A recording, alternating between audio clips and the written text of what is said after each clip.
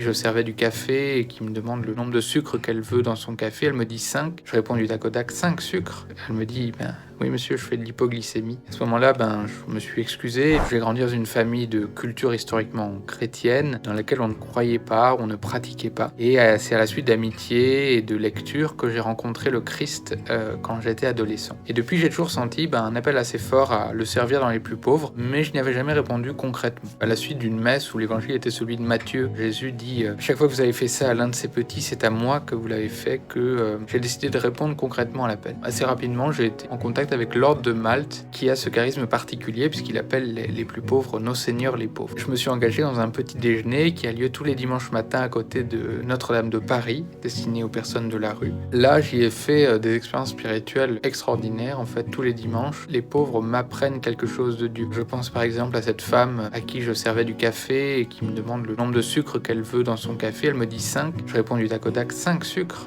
Elle me dit, oui monsieur, je fais de l'hypoglycémie. À ce moment-là, je me suis excusé et puis en fait cette femme m'a appris à ne pas juger et à accepter l'autre tel qu'il est, qui est l'un des enseignements les plus importants de Jésus. Je pense aussi à cette femme qui vit toutes sortes de malheurs depuis 50 ans qu'elle est à la rue et qui me confiait son cœur à cœur avec Jésus au quotidien, ce qui a été extraordinairement touchant. Je pense à ces nombreux sourires dans lesquels on voit la lumière du Christ. Je pense à la facilité de la prière qui résulte de ces rencontres. Je pense à toutes les prières que je peux ensuite faire pendant la semaine pour les personnes que j'ai rencontrées, que je connais par le prénom, qui me connaissent aussi et avec lesquelles la relation avance de semaine en semaine. C'est un approfondissement extraordinaire. Voilà, je ne peux que vous souhaiter de vivre ça, de vivre l'engagement associatif que beaucoup de vous connaissent dans la rencontre des plus pauvres. Avec cette dimension spirituelle, les grâces sont immenses.